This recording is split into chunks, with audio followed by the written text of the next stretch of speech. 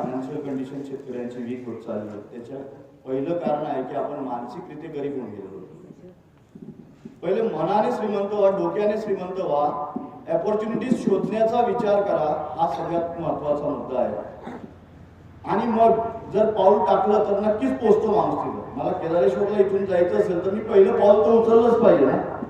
तर त्या दिशेने पाऊल उचलणं गरजेचं असतं. भलेसा थोडासा त्रास होईल, पायाला पुढे येतील, चालताना हे काहीतरी होईल, पण मला प्रकाशाला पोहोचायचं आहे तर मला प्रकाशाला पोहोचता येईलच जर मी पहिलं पाऊल उचललं. हळूहळू का होईना किंवा स्पीडने का होईना, मी कारने जाईल, पायी जाईल, पळत जाईल, चालत जाईल, पण मी पोहोचेल. तर आपल्याला दिशा नक्की करणं गरजेचं आहे. शेतकऱ्यांनी, मी आता माझ्या काही मीटिंग्स होत आहेत तनया ॲग्रोनिक्सच्या माध्यमातून. तनया ॲग्रोनिक्स ही जैविक उत्पादने बनवणारी कंपनी आम्ही स्थापित केली. तर याच्यात मी एक प्रश्न शेतकऱ्यांना विचारतो की तुम्ही शेतकरी आहात का? सगळे म्हणतात मग आम्ही शेतकरीच आहोत, म्हणून तर इथं आलो, तुम्ही बोलवलं ना. मग तुम्ही शेती करता का? म्हणता हा, सगळेजण शेती करतात. पुढचा प्रश्न माझा असा आहे, तुम्ही सगळेजण शांत होता, तुम्ही शेती जगता का? लक्षात घ्या, जो व्यवसाय करताय ते जगताय का, हे खूप महत्वाचा मुद्दा आहे. आणि जो मॅडनेस त्या व्यवसायात तुम्ही न्याल, तुम्ही शिक्षक बनले, आज गुरुजी आहात तिथे सगळे, आपल्यामुळेच आम्ही खूप आहोत, म्हणजे आम्ही का होते है ना. शिक्षकांनी शिकवलं म्हणून आपण इथं आहोत, डॉक्टरेट केलं. तर या सगळ्या गोष्टीत एक लक्षात घेण्यासारखं आहे. लतेशभाईंनी खूप चांगलं सांगितलं, नंतर आपले राजेंद्रभाईंनी सांगितलं, मॅडमांनी सांगितलं. या सगळ्या गोष्टीत एक लक्षात घेण्यासारखी गोष्ट आहे की आपण जे काही करतो ना ते जगलं पाहिजे. डॉक्टरी करताय ना, मग डॉक्टरी जगली पाहिजे. शेती करताय ना, शेती जगली पाहिजे.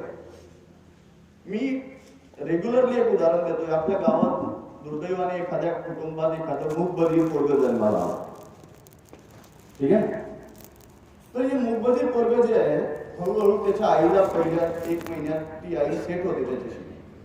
तिला लक्षात येऊन जातं की याला बोलता येईना, याला व्यवस्थित आपण बोललेलं ऐकत नाहीये, म्हणजे तो काही इशारे वगैरे रिस्पॉन्स देईना.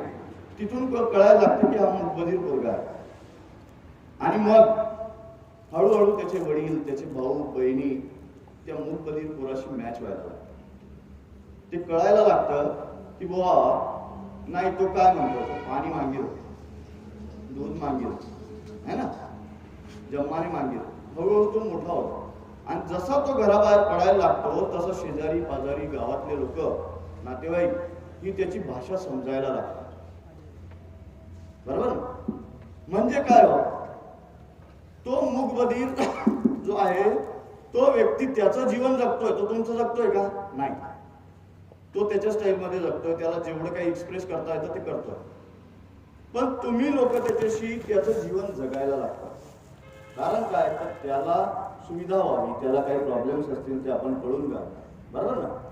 तो बोलू शकत नाही म्हणजे त्याला भाषेचं ज्ञान, किंवा ऐकू शकत नाही म्हणून त्याला भाषेचं ज्ञान नाही. आपण जी काही भाषा बोलतो, गुजराती में बोली रहा, मराठीत बोलतोय, गुजराती में बोली रिया, काय खबर नाही. ऐकलंच नाही तर कसं काय करणार की कसं एक्सप्रेस व्हायचं. तो त्याचा मूकबधीरपणा सोडत नाही. एक लक्षात घ्या, त्याची मजबुरी आहे. पण तुम्ही सगळे मूकबधीर त्याच्या बरोबर होतात, त्याच्या बरोबर असताना त्याचं जीवन जगतात. बरोबर ना. तर हे जे आहे ना, हे त्या माझ्या शेतीतल्या पिकांशी पण ते पण मूकबधीर आहे. एक लक्षात घ्या. त्यांना देवाने असं काही दिलेलं नाही की ते पळून जातील. जास्त पाऊस आला म्हणून कुठेतरी वेगळीकडे पळतील, नाही का. कुठे शेतात आग लागली म्हणून ते पळतील, जास्त ऊन लागतं म्हणून ते पळतील. जागा सोडू शकत नाही. देवाने एकमात्र असा जीव बनवला आहे मित्रांनो, भरपूर जीव बनवला देवाने, नाही का. तर याच्यामध्ये वनस्पती असा जीव आहे ज्याचं कायम अर्ध शरीर जमिनीत असणार. तो हलूच शकणार नाही, त्याला तोंडच दिलेलं नाही. तो मूकबधीर आहे. आणि अशा व्यक्तीशी आपल्याला कुस्ती खेळायची, की दे रे बाबा मला चांगले फळं दे, जास्त फळं दे. तर त्याच्यासाठी त्याची भाषा शिकणं गरजेचं आहे. मित्रांनो, गेल्या 22 वर्षात एक गोष्ट मी सातत्याने केली. माझं जे व्यसन आहे ना, ॲग्रिकल्चर हे व्यसन आहे. माझा व्हॉट्सअपचा स्टेटस जर तुम्ही पाहिला तर माय कल्चर इज ॲग्रिकल्चर. मी ते जगण्याचा प्रयत्न करतो. मी हे जगत असताना फक्त मोठ्या शेतकऱ्याकडे नाही गेलो किंवा पाहून नाही गेलो कुठल्या जातपातीचा आहे किंवा पाहून नाही गेलो की याने फळपीक लावलं त्याच्याचकडे जाईल. मी प्रत्येक मातीत शिरलो, प्रत्येक पिकात शिरलो, प्रत्येक घरात शिरलो. पंजाबच्या फेटावाल्यापासून तर खालच्या लुंगीवाल्यापर्यंत, आंध्रा तेलंगाच्या, नाही का, त्यांच्या घराघरात जाऊन त्यांच्या शेतीत जाऊन ही गोष्ट शिकायचा प्रयत्न केला. आणि हा प्रवास निरंतर आहे. सृष्टीकर्त्याने जे काही सायन्स डेव्हलप केलंय, तुम्ही डॉक्टर असाल तर मेडिकल सायन्स असेल, पण यू कांट से की you are master of this. मी PhD आहे, 22 वर्ष अभ्यास केलाय, सगळं आहे, बट आय कांट से की मी मास्टर ऑफ फार्मिंग. नाही, चुका होतील, पण त्याच्यातनं शिकायचं असतं आणि आळशी व्हायचं नसतं. पाऊल पुढे टाकत राहायचं असतं, तरच प्रकाशाला पोहोचेल ना. प्रकाश माझं गाव आहे म्हणून मी वारंवार बोलतोय. विषय असा आहे की आजच्या घडीला मी कोणावर टीका करत नाही किंवा मी इथं बोलून मला संधी दिली आणि मी खूप चांगला वक्ता आणि मी डॉक्टरेट, असंच ही या संधीचा लाभ घेऊन असं कुणाही शेतकऱ्याला मी असं म्हणू इच्छित नाही की तुम्ही करतात ते चुकीचं आहे. तसं नसतं. पण स्वतःची चुकी दिसत नाही स्वतः. मी माझ्या क्षेत्रात काही असेल, जोपर्यंत बाहेरचं काही मार्गदर्शन मला भेटत नाही, मी 4 गोष्टी पाहत नाही, तोपर्यंत मला माझा ॲनालिसिस जमत नाही. तशीच गोष्ट शेतामध्ये झाली आणि त्याच्यामुळे तो वेंधळलेला शेतकरी कायम त्या दुकानदाराकडे जातो, काहीतरी घेतो, मारतो, सर्दी झाली आहे खोकल्याची दवा देतो आणि याच्यातनं कुठेतरी वेळ काळ निघत असतो. आपल्या शेती पद्धतीत पण भरपूर बदल करण्यासारखे आहेत. आज मी ते सगळे एक पुढे नेणार आहे. परिसरातील प्रत्येक पीक महत्वाचं पीक आहे. प्रत्येक पीक तुम्हाला लखपती करोडपती बनवू शकतो. एक लक्षात घ्या, त्याच्यात संधी शोधायची. प्रत्येक पीकचे प्रोसेसिंग होऊ शकतात. प्रोव्हायडेड चांगलं मार्केटिंग झालं तर त्याच्यात खूप काही होऊ शकतं. आणि आजच्या घडीला VSDGM, GCCA आणि बाकी संस्थांनी किंवा आज सरदार पटेल संकुल जे आहे त्याच्या प्रांगणात हा सगळा विचार मांडला जातोय. आपल्याला एकत्रित केलं जात आहे, नाही का. फक्त सत्कार करण्यासाठी नाही एकत्रित केलं, तर आपल्याला एकत्रित करून काहीतरी पुढे नेण्यासाठी, एक दुसऱ्याचा हात पकडून पुढे जाण्यासाठीचं काहीतरी कार्य इथं सुरू करण्यात मागचा हा हेतू असेल. तर या सगळ्या गोष्टीमध्ये आपल्याला एक लक्षात घ्यायचं आहे की आपल्याकडे जे पिकतं त्याचं बेस्ट मार्केटिंग काय होऊ शकतं, मार्केट काय मागतंय ते आपण पिकवलं पाहिजे किंवा मार्केटची जी चॉईस आहे त्याप्रमाणे आपण प्रोसेसिंग केली पाहिजे आणि ते मार्केटला नेलं पाहिजे. नशिबानं आपला समाज प्रत्येक मेट्रो सिटीत बऱ्यापैकी उभा झाला आहे. आज पुणे, बॉम्बे, अहमदाबाद, सुरत, अंकलेश्वर, भरूच या सगळ्या सिटींमध्ये, मुंबई, मिनिमम 2000-3000च्या वरती संख्या आपल्या लोकांची झाली आहे. म्हणजे प्रचार प्रसार करायला आपला कुठलाही बिझनेस असेल त्याला खूप मोठा वाव आता निर्माण झालेला आहे. VSDGMचा तोच एक प्रयत्न मी पाहिला. मी पहिल्यांदा या लोकांशी जोडलो, सतीश असतील, डॉक्टर प्रशांत असतील किंवा आपले GCCAचे चेअरमन RY पाटील सर असतील, साहेब आपले राजेंद्र भाई जे आहेत, त्यांनी माझा पहिला वेबिनार या लॉकडाऊनमध्ये नेला आणि तदनंतर माझा थोडासा इंटरॅक्शन्स वगैरे चालू झाले. याच्यातनं मला एक प्रेरणा भेटली. मला पद नकोय. या संस्थेचं काय म्हणणं आहे, मला पद नको, मला कार्यकर्ता व्हायचं. लोक पदासाठी लढू राहिले, खुर्च्या सोडून नाही राहिले. हा सगळा गोंधळ आहे. वेळ काळानुसार त्या ऍक्टरला अमिताभ बच्चन जरी अमिताभ बच्चन असला तरी तो जर 3 तासाचा पिक्चर एकटाच नाचत असेल तर तो लवकर डाऊनफॉलला येईल. एक लक्षात घेण्यासारखं, तो वेअर टू स्टॉप. पुढचं बॅटन आपण कधी द्यायचं मागच्या येणाऱ्याला हे आपल्याला कळालं पाहिजे आणि त्यानुसार आपण जेव्हा पळतोय पुढं तर नक्कीच एक चांगल्या दिशेने पुढे चालतोय. मित्रांनो, काही महत्वाचे मुद्दे आज मी मांडणार आहे. माझ्या विषयाला हात घालतो. आजचा माझा विषय आहे की शेती क्षेत्रातील संधी व आव्हाने. आपण नंदुरबार जिल्ह्यातील, आपल्या परिसरातील आणि खास करून आपल्या समाजातील लोकांना, जे शेतकरी आहेत त्यांना शेती जगायला लावणं, त्याचं प्रत्येक पिकाचं महत्त्व समजून देणं हे आपल्या सगळ्यांचं कर्तव्य आहे. आपली सगळ्यात मोठी समाजाची ॲसेट जर मानलं तर आम्ही डॉक्टरेट लोक एका ग्रुप बनवलाय, गुजर समाजना PhD लोक. ओके. तर त्याच्यामध्ये जवळजवळ 70 लोक डॉक्टरेट आहेत आपल्या समोर. ही मोठी संपत्ती आपल्या समोर. सगळ्यात महत्वाची गोष्ट, ऍग्रिकल्चर सेक्टरमध्ये मोर दॅन 100 BSc ऍग्रिकल्चर आपल्या याच्यात आहे. त्याचा पण एक ग्रुप आहे. म्हणजे गावोगावी BSc ऍग्रिकल्चर झाले. आता कुठेतरी खऱ्या अर्थाने पुढे सरकायला काही हरकत नाही, बरोबर ना. ते काम मी कोण प्रचार करतो. आणि असं पण नसतं की नुसतं BSc ऍग्री झालं किंवा PhD झालं म्हणून शेती कळाली, तसं पण नसतं. एखादा अनपढ व्यक्ती आहे किंवा 10वी 12वी पास आहे, पण तो अगदी जीव लावून आत उतरलाय, तर त्याला जी शेती कळेल ना, त्या एखाद्या PhD ला सुद्धा कळणार नाही. हे पण आहे. हे शास्त्रच वेगळं आहे.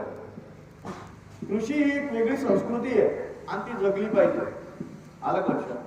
तर त्या दृष्टीने आपण जर वाटचाल करत असाल तर नक्कीच खूप मोठं संधी आपल्याकडे आहे.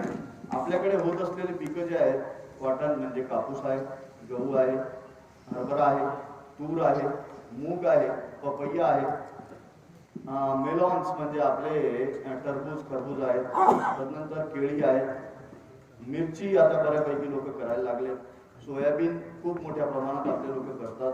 बिवाळकरांचे आहे सोयाबीन झालं, हा एक विषय असतो. नंतर मका, जिथं जास्त चोरी होते तिथून निघून गेलं पीक, पण जिथं व्यवस्थित काही आहे तिथं मका हे पण मोठं पीक आहे. तर या सगळ्या गोष्टीत आता प्रेझेंट उत्पादन काय आहे आणि त्याची क्षमता काय आहे त्या पिकाची, याच्यावरती जस्ट एक 2 मिनिटं घेतो. आणि नशिबानं आज मला थोडंसं जास्त बोलण्याची संधी पण दिली आहे, तर मी बऱ्यापैकी बोलेन. माझ्या बोलण्यातनं कोणी बोर होत नसतं असं मला अनुभव आहे. तर कॉटन हे जर पीक घेतलं तर आता आपण जर पाहिलं ना, बरे 2-4 लोक असतील 15 क्विंटल घेणारे, पण ऑन एन ॲव्हरेज 8 ते 10 क्विंटलचं उत्पादन चाललंय. ठीक आहे ना. याला जर पाहिलं तर काही अमृत पॅटर्न हे लोक जे आहेत त्यांनी त्यांच्या एरियामध्ये 35-35 क्विंटल एकरी उत्पादन घेतलं. ते इकडं सक्सेसफुल होतील का नाही हे सांगता येत नाही, कारण त्यांचा मातीचा आणि त्यांचा वातावरणाचा अभ्यास त्यांना आहे. पण मग आपल्या मातीचा आणि आपल्या वातावरणाचा अभ्यास आपल्याला पण आहे ना. मग का कुस्ती खेळू नये. जर कापूस म्हणतो की 35 क्विंटल उत्पादन देऊ शकतो, दादा आपण 15 ते 18 क्विंटल 20 क्विंटल तर घेऊ शकतो ना. येत आहे का लक्षात. तसंच जर गहू म्हटला तर आपण 17-18 क्विंटलवर येतोय आणि आता हळूहळू तो ग्राफ मागे यायला लागला. त्याचं कारण आहे की गव्याचं मुख्य उत्पादन जे असतं ना, त्याचा फुटव्यावरती डिपेंड करतं. पेरणीनंतर कसा फुटवा झाला खालून आणि मुंब्यांमध्ये व्यवस्थित त्या पॉलिनेशन म्हणजे परागीकरण होणं आणि नंतर त्या मुंब्यांचे दाणं पूर्ण वरपर्यंत खालपर्यंत भरणे जातात नाही का, आणि ते दाण्यांचं पोषण होऊन वजन येणं, या सगळ्या गोष्टीत जर व्यवस्थित काम केलं, सध्या हे होत नाहीये. आपण काय करतोय शेतकरी इथला, मला माहित नाही किती शेतकरी आहेत, बाकी कदाचित संस्थेचे लोक आहेत आणि बाहेरचे लोक आहेत, पण जस्ट एक ऐकवतोय मी आता, जर चान्स भेटलाय. मित्र, गहू हा विषय जर घेतला आपण तर गव्हाचं जे पोटेन्शियल आहे हे खूप पोटेन्शियल आहे. 22-25 क्विंटल पर्यंत एकरी आपल्या लोकांनी गहू घेतलेला आहे. हे काही नवीन बोलत नाही मी आहे, अति मोठे आपल्याकडून सांगत पण नाही. पण सध्याची परिस्थिती जी आहे, मातीची परिस्थिती ही खराब होत चाललेली आहे. वातावरण जे आहे खूप मार देत आहे शेतीवरती. आपण जी शेती करतो ही भूतलाची वरची 1.5 फुटाची माती आहे. त्यातून मोठ्यावर उच्चार हिस्सा आहे ना, आणि याच्यावरती वातावरणात काही बदल झाला, गार झालं, टेम्परेचर वाढलं, काही झालं तर त्याचा पहिला मार त्या मातीवरती पडतोय. त्या मातीविषयीचा अभ्यास आपल्याला होणं गरजेचं आहे. आपण वर्षानुवर्ष शेती करत करत ज्ञान अज्ञान जे काही असेल त्याच्यातनं आपण माती खराब करत चाललोय. आता वेळ आली आहे की मी शेती करत जाईल आणि माझी माती सुपीक होत जाईल. मी शेती करत जाईल आणि दरवर्षी उत्पादन खर्च जो आहे तो कमी होत जाईल नाही का. तर याच्या खरे संदेश आपल्याला द्यायचे आहेत. मी माझा प्रयत्न चालू ठेवला आहे. मला बऱ्यापैकी प्रोत्साहित केलं आणि त्याच्यामुळे मी हा मार्ग धरलाय. मी जे काही जीवाणूविषयी मार्गदर्शन करत असतो, आता 5-6 गावांमध्ये झालं माझं मार्गदर्शन, तर त्याच्यामध्ये कुठेतरी मी संतुलित शेती, मातीचा अभ्यास या विषयावरती जास्त बोलतो आणि उत्पादनावरती कमी बोलतो. नंतर चणा, हरभरा मी स्वतः निमाडमध्ये कुक्षी मनावर जो बेल्ट आहे दार जिल्ह्याचा मध्य प्रदेशचा, तिथं डॉलरचा 17-18 क्विंटल घेऊन दिलेला आहे ड्रिप इरिगेशनवर. आपण तेच 7-8 किलो नाही. हे पण रेट्स आपल्या हातात नाही आहेत. कधी सोयाबीनचा 11,000चा पण रेट आहे आणि कधी 3,000चा पण. रेट आपल्या हातात नाही, पण उत्पादक तर आपल्या हातात आहे. तर आपल्या शेतकऱ्यांना हे समजवलं पाहिजे की तू प्रोडक्टिव्हिटीकडे पहा. कोण काय रेट देत हा नंतरचा विषय, नशिबाचा भाग नाही का, त्याच्यावर पण आपण मात करू. पुढचा जो विषय आहे, मी संधी या विषयात जेव्हा बोलायचं ठरवलं तर मी त्याचे 3 पार्ट्स केले.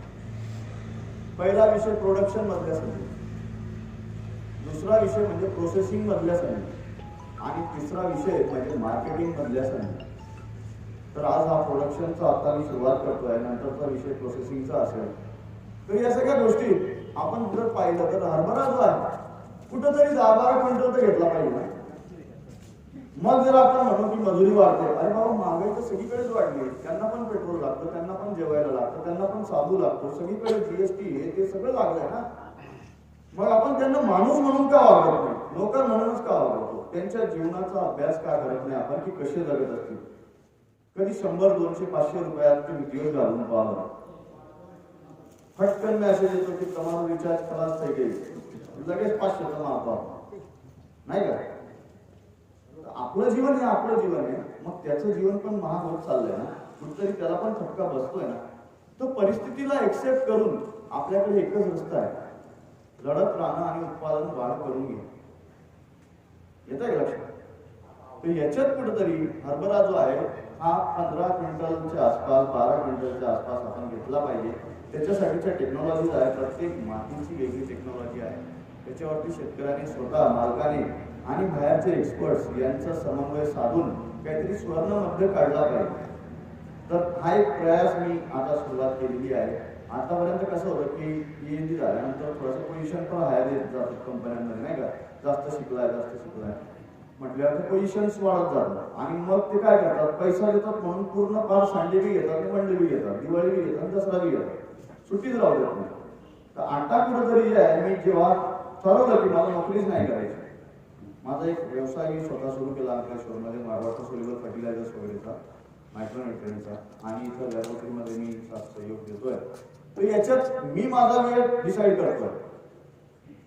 मला एक प्रेशर राहायचं की अरे अपने ही प्रोडक्ट के बारे में बोलना, बाकी बात मत करना, तेरे मीटिंग के बाद कितना प्रोडक्ट बेचा ये मैं एनालिसिस करके बताऊंगा, असं मालक म्हणायचं. आता मीच मालक आहे. त्याच्यामुळं माझ्या जिद्दीनुसार मला जे काही पाहिजे ते मी देण्याचा शेतकऱ्यांमध्ये आता प्रयत्न सुरू केला.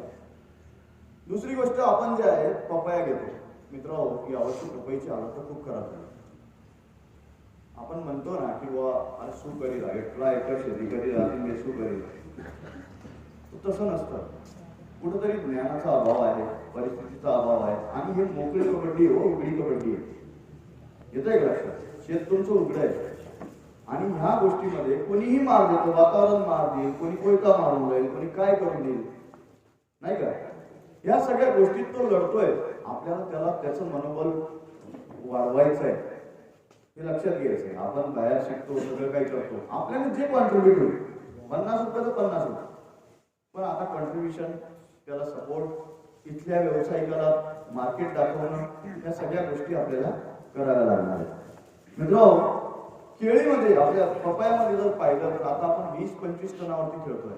काहींचे तर यावर्षी ते पण येणार नाही आणि व्यापारी नखरे करतो, नाही हो व्हायरस वाला आहे म्हणून नाही. त्याचा जीव गेलेला असतो. 25-25 हजार, 30-30 हजाराचं त्याने खत टाकलेलं असतं. वॉटर सोल्युबल खतं 10-15 हजाराचे टाकलेले असतात, स्प्रे मारलेले असतात, जमीन करायला 10-15 हजार रुपये खर्च केलेला असतात एकरी. या सगळ्या गोष्टी तो व्यापारी जेव्हा येऊन म्हणतो, जसं आपल्या आरते आपल्या गंजांवरती नाचायचे, मला जेव्हा वडील इथं दादा विचार पाठवायचे, तो बिंदास कुदायचा त्या दाण्यांवरती आणि मी एकसारखा सारत राहायचो, म्हणजे व्यवस्थित करत राहायचो. खूप संताप यायचा. येतंय का लक्षात? तसं नाटक जे चाललंय त्याला कुठेतरी आपल्याला मार्केटिंगचा साथ किंवा प्रोसेसिंग आणि मार्केटिंग याच्याकडे आपल्या शेतकऱ्यांना वळवायला पाहिजे. ज्यांना फायनान्शियल ताकद आहे, त्यांनी पैसा लावा, ज्यांना बौद्धिक ताकद आहे त्यांनी बुद्धी लावणं. VSGGMचं GCCने खूप चांगला उपक्रम राबवला मागच्या या मीटिंगमध्ये. 1 महिन्यापूर्वी पुण्याला मीटिंग झाली, 1.5 महिन्यापूर्वी. तिथं त्यांनी सांगितलं की बाबा आम्ही जे काही इच्छुक आहेत आणि सिरियस लोक आहेत बिझनेस करण्यामागचे, तर त्यांना आम्ही पैसे पण देऊ. आम्ही कुठलं काही देखील नाही आहे. त्याचं बरं झालं त्यांनी परत करावं ही त्याची नैतिकता. इथपर्यंत या लोकांनी, या मान्यवरांनी पाऊल पुढे टाकलंय. एक लक्षात घ्या, आपली खिशातली 500ची नोट, 10 रुपयाची जरी नोट इकडे तिकडे गेली ना, तर लोक 2 तास सुधरत नाही की अरे कुठं पडलं. आणि इथं असं ठरवलं गेलं आहे की नाही करायचं. आणि त्याच्यात पहिलं पाऊल पाटील साहेबांनी उचललं, रवींद्र पाटील साहेबांनी. त्यांनी बऱ्यापैकी देणगी पण दिली आणि समाजाकडनं पण थोडंसं काही कॉन्ट्रिब्युशन असेल, मला माहित नाही तो हिशोब काय, पण हे पाऊल उचललं. याच्यातनं काय की आपल्या माणसावरती आपण विश्वास दाखवतो, पहिली गोष्ट. दुसरी गोष्ट, त्याला मोकळं सोडलं नाही, त्याला पूर्ण सपोर्ट करायचं पण घेतलेलं आहे या संस्थेने. पहिल्यांदा मी भरपूर समाजात फिरतो मित्र. पहिल्यांदा असं काही होत आहे की जिथं खऱ्या अर्थाने समाजकारण होतं. या गोष्टीसाठी आपण VSGGMला काळ बाजूला पाहिजे. तर ह्या गोष्टीत आपण सगळ्यांनी हातभार लावायचा आहे. ज्यांनी हात नाही लावले आता त्यांनी पाऊल पुढे टाकायचं आहे. जे काय होईल नाही पैशाने तर सपोर्ट तर करू शकतो आपण, नाही का. तर या सगळ्या गोष्टीने आपल्याला पुढे सरकायचं आहे. आणि हळूहळू जर ही संस्था अशी पॉवरफुल होत गेली तर ध्येय खूप वेगळे आहे. आपल्याला खूप पुढे जायचं आहे. तर ते जे आहे ते आपले पाटीदार जातील याच्यात कुठेही शंका नाही. सगळ्यात महत्वाची गोष्ट, मी जे बोलतोय पपैया, तर ते 20-25 टनावरती अडकलंय. ऍक्च्युअली ह्या पिकाची 60 ते 70 टन प्रति एकर 11 महिन्यात उत्पादन देण्याची कॅपॅसिटी आहे.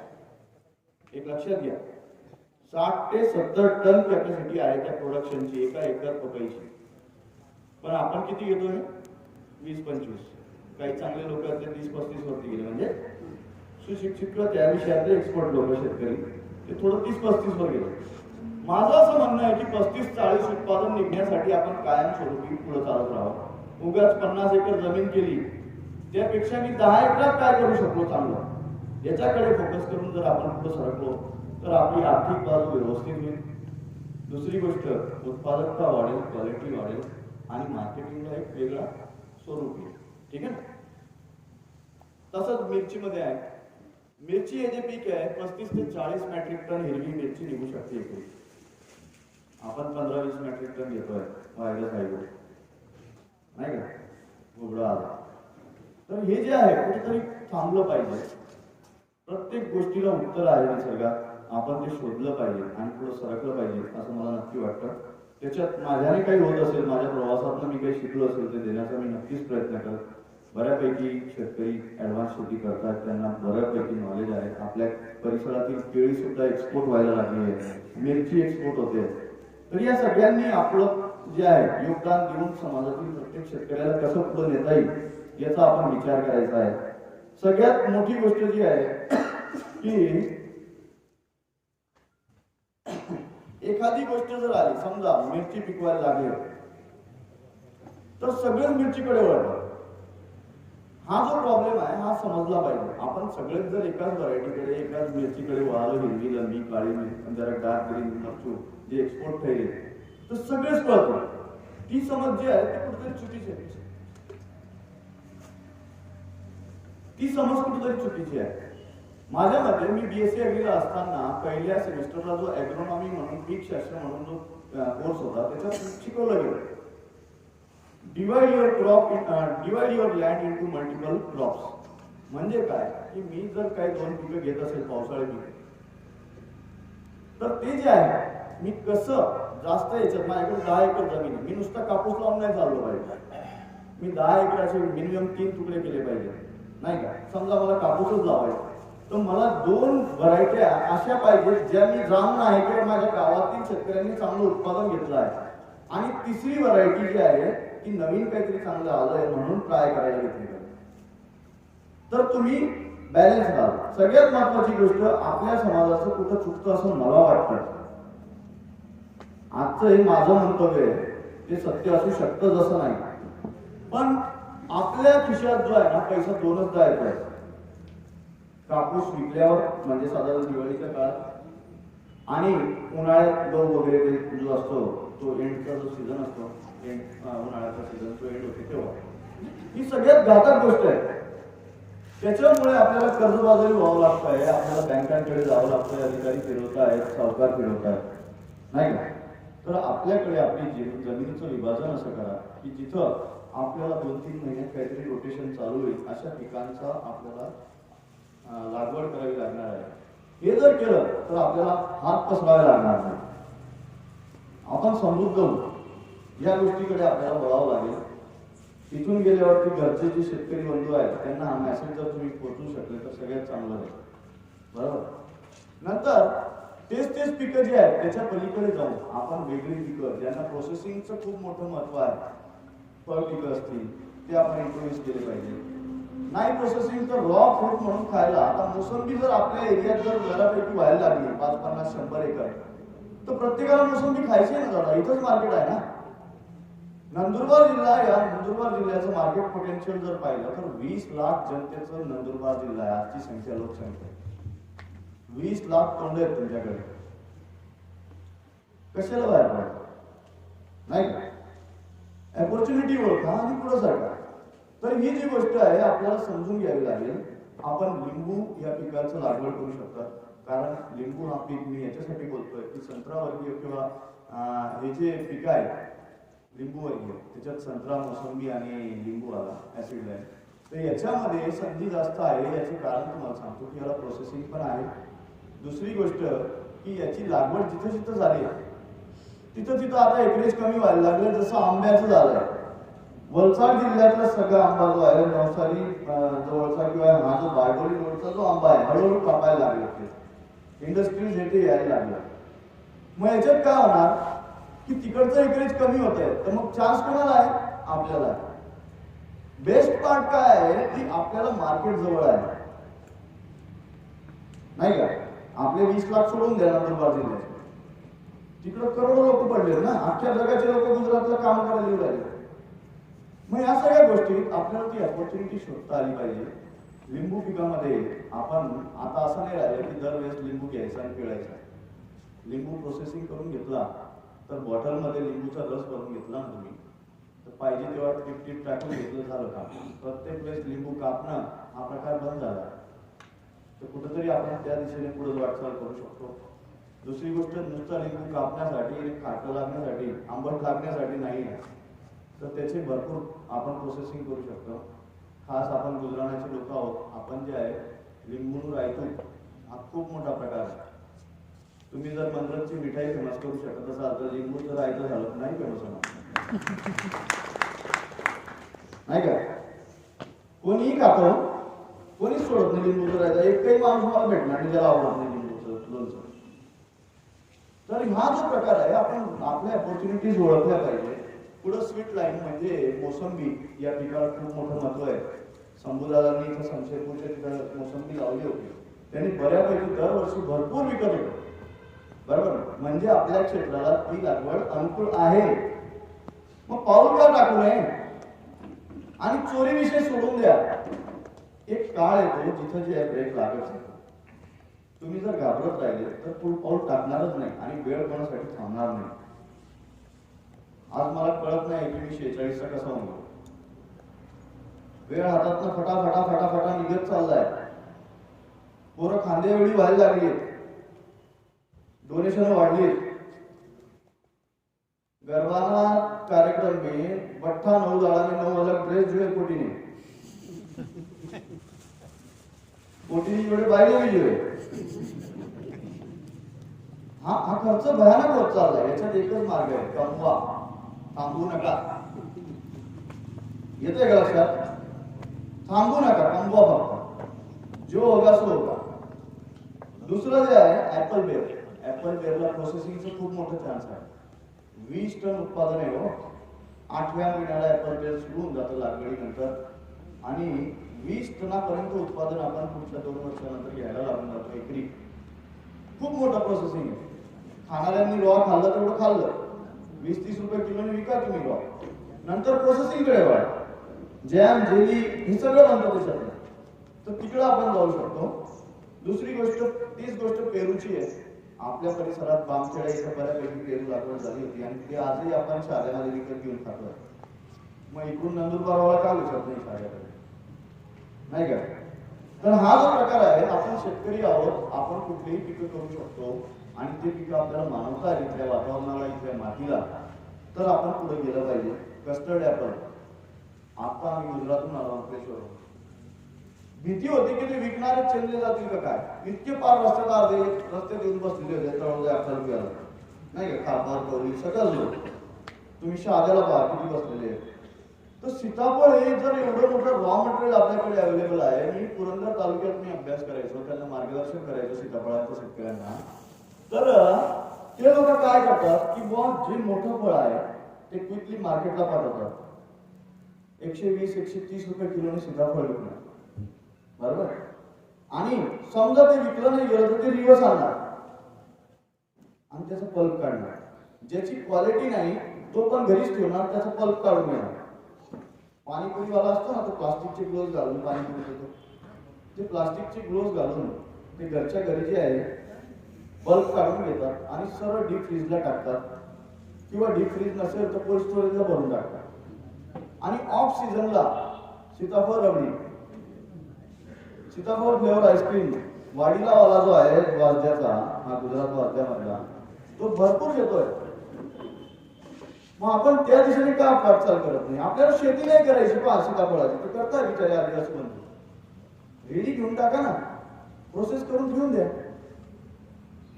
मार्ग खूप आहेत. शेती, तुम्हाला शेती अशी संस्कृती आहे की त्याने देवाने जेवढे जीव जन्माला आणले ना ते सगळ्यांचं पोट भरणार. एक लक्षात घ्या, ती कॅपॅसिटी त्याच्यात आहे. सगळ्यांच्या खिशात 15-15, 20-20 हजाराचे मोबाईल येणार, काही हरकत नाही. ती आई जी आहे ती द्यायला तयार आहे. ती काळी घेता आलं पाहिजे, येतं ना लक्षात. तर त्या दिशेने आपल्याला वाटचाल करावी लागणार आहे. ग्राउंडनट आपण शेंगा म्हणतो, नाही का, भुईमुग. भुईमुगाचं शेंगा आपल्या डोक्यात काय, भारतीनाथ तेल बनते. चालू व्यापारीकडे लेगा त्या नंदुरबार के ते गंजा के कुछे आणि ते केसे के आईट लावणार. कशासाठी? तुम्हाला सांगतो, माझे काही शेतकरी असे आहेत ते दरवर्षी 1 एकर 1.5 एकर शेंगा करतात. स्वतः तोडून विकणार 40 रुपये किलो. आता जेव्हा कोरड्या शेंगांचं 10 क्विंटल 12 क्विंटल उत्पादन येत आहे, 20 क्विंटल पर्यंत उत्पादन येत आहे, ते ओल्या शेंगांचं उत्पादन डायरेक्ट 40 क्विंटल येत आहे. ओल्या शेंगा 40 रुपये किलोने जात आहेत. आणि प्रत्येकाला ओल्या शेंगा खायचं आहे का? इथं जर कोणी ओल्या शेंगा विकणारा आलं ना तर त्याचं 10 मिनिटात संपून जाणार, कारण प्रत्येकाला बाफेली शेंग खावानी, बरोबर ना? तर हे जे आहे आपल्याला मार्केट ओळखता आलं पाहिजे आणि त्यानुसार शेती विकेल ते पिकलं पाहिजे. तर त्या दृष्टीने जर गेलं तर नक्की पुढे चालू शकतो आपण. ड्युरेशन आपल्या पिकामध्ये 10 एकर जमीन असेल तर आपल्याकडे 1-1.5 महिना 2 महिन्यात आपल्याकडे पीक आलं पाहिजे. कोबीचं पीक 45 दिवसात हातात पैसा होतो. 18,000 रोपं लागतात कोबीचे, गड्डा कोबीचे एका एकरामध्ये. समजा तो इथला तुमच्या परिसरातील एक हे यायचे आपले लहान शाळेचे शेतकरी यायचे आमच्या प्रकाशाच्या स्टँडवर उभे राहायचे. 10 रुपये 10 रुपये 10 रुपये, किती मोठा गेम होता. 300-400 ग्रामची कोबी, पण 10 रुपये आपण कोणीच काही वाटतं नाही. आपण जर 500 ग्राम जरी असली आणि 2 कोबी घेतल्या तर ते 20 रुपये किलो झालं. मार्केटला त्याच्या आयुष्यात कधी त्याला शाळा मार्केटला लिलावात 20 रुपये किलोने भेटला. येत आहे का? आणि 1 लाख आपला 18,000 जर प्लांट बसत असतील, समजा 12,000 जर बाकीचे मेले असं म्हणतो, एवढं नाही होत, 15,000, तर 1.5 लाख रुपये तुम्हाला हार्डली 1.5 महिन्यात मिळणार आहे. कोण पगार देतो मला सांगा? आणि मालक आपण कसंही बोला, कसंही राहा, कधी शटर डाऊन, जेस तो जेस काय नाही गॅस देस, नाही का, एवढं फ्रीडम आहे. तर आपण त्या वाटचालीकडे जात नाही. मिरची लावतो, सगळ्यांना वाटतं आम्ही मिरची पी चालू सगळे इकडे नेत्र लावायला मिरची, काय पण आहे 4-5 लाख रुपये वाचतात. अरे जो दुसरी मिरची लावतो तुम्ही जाड मिरची लावा, व्हरायटी बदला. लोणच्याच्या व्हरायटीच्या वेगळ्या मिरच्या आहेत, थोडीशी जाड काट असलेली. जाड मिरची जी आहे ती भरेला मिरच्या आपण खाई राहा, रोड बरी बरी. एक बी शेतकरी भरेल मिरच्याने शेती नाही करी लोक. येत आहे का लक्षात? तर हा जो गोंधळ आहे ना, हा आपल्याला समजलाच पाहिजे. व्हरायट्या वेगवेगळ्या पाहिजेत, एकरेज वेगवेगळ्या आपला डिवाइड झालेलं पाहिजे. तर कुठेही शेतकऱ्याला किंवा शेतकऱ्याच्या पोरांना कुठेही सिटीत जायची गरज पडणार नाही. तो आमच्या वेळचा काळ वेगळा होता. तापी मावला रुसलेली होती, भूविकास बँक वाले एकसारखी यायचे. माझं पहिलंच घर हा नाही का? तर तो काळ गेला आहे. कुठंतरी आता आपल्याला वाटचाल करायची आहे वेगळ्या दिशेने. इतकी चांगली संस्था आहे आपल्याकडे. प्रत्येक जण इथं बसलेला म्हणतोय कुठेतरी एक विचार आहे. म्हणूनच आले ना तुम्ही की बाबा मला सामाजिक काहीतरी करायचं आहे, माझं दायित्व माझं पूर्ण करायचं, त्याच्यासाठी सगळे आले. तर या सगळ्या गोष्टीत आपल्याला ही वाट पुढे न्यायची आहे. मित्रांनो, स्ट्रॉबेरी सारखं पीक इथं जे आहे गडगाव साईडला बायफ संस्थेने चालू केलं होतं. तर ते जे आहे ते सुद्धा आपण कल्टिवेशन स्टार्ट करू शकतो. 7-8 लाख रुपये साताऱ्याचे लोक एकरात कमवतात. मी ते मोठं स्वप्न दाखवणार नाही. आपल्याला 2 लाख रुपये राहिले तरी नाही का? दुसरी गोष्ट, मिंट म्हणजे मेंथा. मेंथ्या पिकाला थंडी जास्त लागते आणि आता आपल्याकडचा परिसर जो आहे ना हा जास्त गारठायला लागला. 15 फेब्रुवारी पर्यंत हा प्रकार थंडीचा जास्त असतो. म्हणजे आपल्याकडची माती आणि वातावरण याला सूट होईल. तर मेंथा या पिकाचं ऑइल एक्स्ट्रॅक्शन जर केलं तर जवळजवळ 1.5-2 लाख रुपये एकरी उत्पादन भेटतं. आणि काहीच करायचं नाही, फक्त ते लावलं तर खतं टाकत राहायचं, पाणी वाळत राहायचं. त्याच्यावरती जास्त आळ्या वगैरे काहीच येत नाही आणि उत्पादन खूप येतं. उत्पादन म्हणजे काय, जेवढं झाड वाढेल ते सगळं कापायचं आणि डिस्टिलेशन चेंबरमध्ये टाकून त्या भट्टीतनं सगळं बाहेर काढायचं. त्या रसमधनं मग डिस्टिलेशन प्रोसेसने ऑइल बाहेर निघायचं. तर एवढंच. पण याच्यात जे आहे कुठेतरी आपल्याला असं काही होणार नाही की वारे दर वाटायला ते कपासीना मजुरा ढूंढतो. या मजुरा ढूंढणार नाही, डायरेक्ट काळ अंधारेच ढूंढणार. 2 महिन्यानं 90 दिवस पीक. तर त्या आपण जई शकत. સૌથી મહત્વની વસ્તુ ફૂલો અને શેતી આપણી ત્યાં થઈ રહી છે. એટલી મોસ્ટલી સિટીઝ આપણી જોડે છે, તો આપણે ત્યાંથી ફૂલા તે સિટીઓને म्हणजे एक्सपोर्ट કરી શકાય. ત્યાંથી સુરત નહીં કે તો આ કરી શકાય. તો ઇનામે आपण તેની પાઉ રોકલી જોઈએ. ફૂલોની शेती खूप सारी शेती है. 20-22 टन प्रति एकड़ उत्पादन की क्षमता है किसान में गुलाब में. तो આગળ છે આગળ જે ચેલેન્जेस શું છે ખેતીના તો માર્કેટ લાવવા હોય, ક્રોપ ચેન્જ કરવાનું બી કીધું થોડું. આ બી લગાડી દેખો, તે બી લગાડી દેખો. લસણ આપણી હવે ખૂબ સારું થાય, પણ આપણા દાદા અમારા લસણ ખૂબ કરતા નંतर इसली का. પણ લસણ આ પીક છે 1.5 લાખ રૂપિયા ઉત્પાદન એકલી થઈ શકે. થોડો ચેન્જ બી થઈ જાય. કોઈ નહીં લીધું તો ઘેરથી બી જઈ જતી. 200 રૂપિયા કિલો લસણ આપણને અંકલેશ્વરની ફાયદા થાય. બરાબર. અરે ચલો નહીં ઉગાડું, મેં લસણની ખેતી છોડતો. તમે મનાવ આપણા જાવરામે જાઓ, રતલામ જાવરામે, ત્યાંથી લસણ ભર લાવો, તે સ્ટોર કરો અને વેચો. ઇનામે ભરપૂર. જ્યારે નીકળે જ ના આવવા દેખો 7 રૂપિયા 8 રૂપિયા शेतकरी સફરજનનો રેટ હોય હિમાચલ કેટલો 7 રૂપિયા 8 રૂપિયા સફરજનનો રેટ હતો. आपण કેટલામાં ખાયલા? તો આ જે વસ્તુ આ બી કરી શકાય આપણે. જ્યાં આપનું પાકી નહીં રહી ત્યાં આપણે આપનું લઉં. દાદરને કેટલું પોટેન્શિયલ. હું મારા ભાઈને કીધું કે બહુ આ કોક જે આ બારડોલીના ફાર્મર पे 900 રૂપિયા કિલોથી બી વેચાવા દે. તું એક જ એકર કર, તું કુટા બી દેવાવું. તે રોટરી મશીન લગાડીને તું ધબક ધબક જે તબલો વાજે તે આરતીનો મંદિર में ट्यूब लाइक दिस. तू ते पोक याच्यानं थोडं थोडं चालू कर. भले 10 लाईन 5 लाईन चालू कर, अनुभव ले. फेल थया तर ठीक आहे, शिकसू काय ते. प्रकाशिनी दादर किती फेमस आहे हो. बरोबर आहे. आपल्या रस्तोच नाही बदलून मला तो केम पाहिजे असे दे रे हरी खाटल्यावर कस काय होईल. हा अपॉर्च्युनिटीज खूप आहे, हे लक्षात घ्या. You have to find out. ते खूप महत्वाचं आहे. आता सगळ्यात महत्वाची गोष्ट, चला शेती होईल, आपण मार्गदर्शन करू, चांगले पिकं येतील, लोक पिकं बदलतील, हे पण ठीक आहे. पण आपल्या परिसरातील शेतकऱ्यांना काही चॅलेंजेस आहे शेती करताना.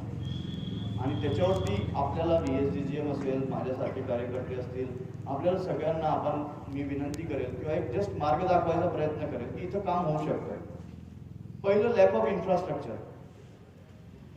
म्हणजे शेती करायची आहे म्हटल्यावरती मशिनरीज आहे, इरिगेशन फॅसिलिटीज आहे. आपला समाज इतका समृद्ध समाज आणि ड्रिप इरिगेशनच एक्सेप्ट करत नाही.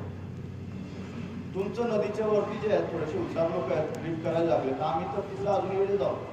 आम्हाला वाटतं तापी नदी सगळी आमचीच, ड्रिप कशाला पाहिजे, नळीने कशाला पाणी द्यायचं, असंच होतायचं नाही का. आणि त्याच्यात गोंधळ होतोय. उत्पादन क्षमता आमच्या मातींची वाढतच नाही. आपल्याला सगळ्यांना घरोघरी जे ड्रिप इरिगेशनकडे वळण्याचं आपण प्रोत्साहन दिलं पाहिजे. सगळ्यांना, कोणी आपल्या घरचं शेती करतो नाही का, तर ड्रिप इरिगेशनकडे जावं लागेल. मोदी साहेबांनी पहिल्यांदा 2001ला जेव्हा शिकवत बसले तेव्हा GCCA असं एक इन्स्टिट्यूट ओपन केलं गांधीनगरला. त्याच्यात त्यांनी काय केलं की त्यांनी त्या संस्थांना ज्यांना ड्रिप इरिगेशनच्या कंपन्या होत्या त्यांना विकायचं जर असेल गुजरात राज्यात तर त्यांनी त्या ऑफिसला रजिस्टर व्हावं. प्रत्येक कंपनीला 10,000 हेक्टरचं टार्गेट होतं, ते त्यांनी कंप्लीट करावं, नाही तर त्या कंपनीचं टार्गेट कोलॅप्स म्हणजे लायसन्स कोलॅप्स होईल पुढच्या वर्षी. म्हणून ते जगमारून काम करायला लागले. आता त्याच्यात एक गोंधळ होता की सबसिडी येत नाही, मग कसं करणार, कंपन्या स्वतःहून तर देणार नाही काही. मग ती सबसिडीची प्रोसेस जी सगळी ऑनलाईन करून टाकली. मधला कृषी अधिकारी जो आहे तो गायबच होऊन गेला. डायरेक्ट 8 दिवसाच्या आत कंपनीला पैसे भेटत आहेत, 8 दिवसाच्या आत आपल्या तिथे ड्रिप आचरली जाते. ठीक आहे, आपलं नशीब, आपण वाघाच्या खाली जगतोय. तर जे काय आहे याच्यात कुठेतरी आपल्याला हे पाहायचं आहे की आपण काय होतं आणि काय मदत मिळेल, त्याच्यापेक्षा आपण आपल्या समाजाने पुढे सरकून आपल्या गावोगावची ड्रिप कशी होईल. आणि ड्रिप 40,000 होते आणि 10,000 होते बरं का. तर स्वस्त ड्रिप लावा, पण सुरुवात करा असं मला वाटतं. दुसरी गोष्ट, त्याच्यात काही आपल्याला काय करता येत असेल समाजाच्या स्टेजवरनं तर आपण ते केलं पाहिजे. सगळ्यात महत्वाची गोष्ट, सोलार पंपकडे अजूनही आपण वळत नाही. सोलार एनर्जीचा वापर गुजर समाजात नगण्य किंवा शून्य आहे. हुशार समाज म्हणतो आपण, गौरवशाली समाज म्हणतो आपण. इमर्जिंग टेक्नॉलॉजी एक्सेप्ट करत नाही आपण. हे सगळ्यात गोंधळाची गोष्ट आहे. का आपण रात्री लाईट आली म्हणून रात्री पाणी वाढायला जायचो. कुठं बिबट्या दिसल, कोणी मारेल तुम्हाला, कोणी साप चावेल, कशाला हो. ऊन दिवसा पडतंय, मोटर सोलारवरती लावा, पुढं सरकार. तर सोलार एनर्जीकडे पण आपल्याला प्रोत्साहन द्यावं लागणार आहे समाज मंचावरनं. दुसरी गोष्ट, स्टोरेजसाठी लॅक ऑफ वेअर हाऊसेस. कपास क्या मुकाम तेच गोंधळ, आयतो जैसे पण भरचुक्या आणि ते कधी जगा खलासही राहील तो काही बी रेट यायची मोकळा. तर हा गोंधळ होतोय. तर त्याच्यासाठी प्रबोधने आपल्याला गावोगावी करावे लागतील. नंतर लॅक ऑफ टेक्नॉलॉजी. कापूस आपल्याला 25 क्विंटल पिकवायचा आहे, 15 क्विंटल 20 क्विंटल पिकवायचा आहे. पण त्याच्यासाठी कापूस शरीरशास्त्र समजून घ्यावं लागेल. येतोय का लक्षात? आपल्या घरातल्या बाळाचं शरीरशास्त्र आपण समजतो का नाही? तिने केटला वाजे सू लागशे, सू कैर होते, तसं आपल्याला कापसाला समजून घ्यावं लागणार. त्याप्रमाणे जर आपण चाललो, त्या पिकाचं शरीरशास्त्र जर तज्ज्ञांकडनं समजून घेतलं, मी माझा प्रयत्न करणार आहे आणि माझे एक्सपर्ट मित्रांना मी जवळ घेणार आहे ॲग्रिकल्चर सायन्सचे, आणि त्यांना एक लेक्चर प्रत्येक पिकावरती कसं जाईल, पीक सुरू होण्याच्या 15 दिवस 1 महिन्या अगोदर याचा आम्ही प्रयत्न करणार आहोत. प्लॅटफॉर्म आम्ही तयार करणारच आहोत. तर ते काय करायचं आहे, फायनान्शियल चॅलेंजेस आहेत, पैशाची कमतरता भासते. तर खरोखर नीतिवान शेतकरी असेल तर त्याला पुढे सरकवण्यात काही हरकत नाही आहे. दुसरी गोष्ट, मार्गदर्शन ऐकू शकत असेल तर काही पिकं जे आहेत ते 2-3 महिन्यात पैसा येईल असे ठेवावे. असं करून जर चाललं तर पुढे आपण जाऊ शकतो. पैशाचं रोटेशन आपल्या शेतातनं झालं पाहिजे. आता प्रोसेस इंडस्ट्रीकडे जातो. प्रोसेस इंडस्ट्रीमध्ये आपलं पहिलं पीक आपण घेऊ सोयाबीन. सोयाबीन हे जगातलं सगळ्यात जास्त प्रोसेस होणारं पीक आहे. आपल्या अडचणी आहेत, आपलं 4 क्विंटलच्या वरती जाऊन नाही राहिले, तो गोंधळ आहे. पण आपण 17-18 क्विंटल पर्यंत सोयाबीन घेऊ शकतो. आपण पश्चिम महाराष्ट्रामध्ये सांगली सातारा साईडला आपण प्रवास केला पाहिजे, शेतीसाठी अभ्यासासाठी गेलो पाहिजे, आणि आपण तिथल्या टेक्नॉलॉजी अडॉप्ट करून आपण 10 क्विंटल जरी पिकवलं आणि सोयाबीनला नशिबाने 5,000 जरी भाव राहिला तर 50,000 रुपयाचं सोयाबीन होतं एकरी. येतंय का लक्षात? 10-15 हजार रुपये खर्च, 35,000 रुपये एकरी आपल्याला नफा भेटू शकतो. आणि जर आपण खऱ्या अर्थाने प्रोसेसिंगकडे वळलो तर आपल्याकडे खूप काही रिटर्न्स येऊ शकतात. माझा एक शेतकरी होता छत्तीसगडचा, त्याने काय केलं की पेठा लावला. पेठा आपण ते दिल्ली वगैरे साईडला पेठा भेटतो ना स्वीट, तिथे पेठ्याचं फळ असतं, ते पेठा लावला आहे त्याने. अकोल्याजवळ 150 एकर जमीन घेतली, पेठा लागवड सुरू केली. 50-50 एकरचे प्लॉट्स करून पुढं मागं असं की रेग्युलरली त्याला पेठा भेटत राहील त्याच्यात ना. स्वतःच एक टप्पर बांधून घेतलं पत्र्याचं, त्याच्यात प्रोसेसिंग चालू करून घेतलं आणि स्वतःच पेठा मिठाईचा मास करून गेला आणि सगळ्यांना विकायला लागला. आपलाच शेतातनं आला, आपणच प्रोसेस केला आणि आपणच विकला. येतंय का? तर ही जी गोष्ट आहे आपल्याला समजण्यासारखी, आणि आपण त्या दिशेने आता पाऊल टाकलं पाहिजे. आपण जे पिकवलं ते प्रोसेस करायचं आणि आपणच विकायचा प्रयत्न करायचा. समाज मंच आपल्याला सपोर्ट करायला तयार आहे, ठीक आहे ना. पुढं आपण भरपूर डिजिटल होणार आहोत, त्याच्यातनं आपल्याला कळणार आहे कोणाला काय रिक्वायरमेंट्स आहे, हे सगळं होत राहील. सोयाबीन मध्ये जे आहे, सोया जे आहे सगळ्यात बेस्ट वेगन मिल्क मानलं जातं. व्हेजिटेरियन लोकांसाठीचं सगळ्यात जास्त प्रोटीन देणारं सोयाबीन आहे. आपण कोंबड्या वगैरे जर खात नसाल, मांस, मटण, मच्छी, तर आपल्याला प्रोटीनचा सोर्स बेस्ट असेल तर तो सोयाबीन आहे. सोयाबीनमध्ये 40 ते 42% प्रोटीन असतं. त्याच्यापासून आपण सोयाबीन ऑइल तर काढतोय. दुसरं सोया मिल्क करू शकतो, सोया पनीर करू शकतो, सोया यगर्ट म्हणजे दही ते करू शकतो. नंतर तुमचं सोया मॉलेसिस म्हणून जे आहे ते प्रोडक्ट, ते मेडिसिनल व्हॅल्यूज वगैरे मध्ये जाऊ शकतं, ॲनिमल फीडमध्ये जाऊ शकतं. सोया सॉस हे सगळ्यात जास्त प्रचलित झाले आजकाल फास्ट फूडमध्ये. नंतर तुमचं सोया प्रोटीन, आता आम्ही जे अमिनो ऍसिड बेस्ड मटेरियल बनवतो टॉनिक वगैरे आमच्या कंपनीमध्ये, त्याच्यामध्ये सोया प्रोटीन घेतो 80% वाला, नाही का? तर हे जे आहे याच्यात कुठेतरी या पिकाला असंख्य संध्या आहेत. येतं ना लक्षात? याच्यात उतरणं गरजेचं आहे. मी एक जस्ट इंट्रोडक्शन देतोय, ज्याला जिज्ञासा, ज्याला आग लागेल याच्यातनं, तो त्या मार्गाने अभ्यास करावा त्याने आणि पुढे सरकार. अडचणी येतील आहेत, सगळे जर आपण सगळे मिळून पुढे सरतो, प्रत्येक बिझनेसला पुढे नेऊ, नाही का? दुसरी गोष्ट पपया. पपयामध्ये तुम्हाला माहित आहे का, पपयाची पावडर आता खूप प्रचलित झाली. डिहायड्रेट करायचं, फळ पिकवायचं, डिहायड्रेशन करायचं, पूर्ण पावडर बनवायची आणि सकाळी जे बोर्न विकत टाकतात ना, त्याच्या जागी पपयाची पावडर.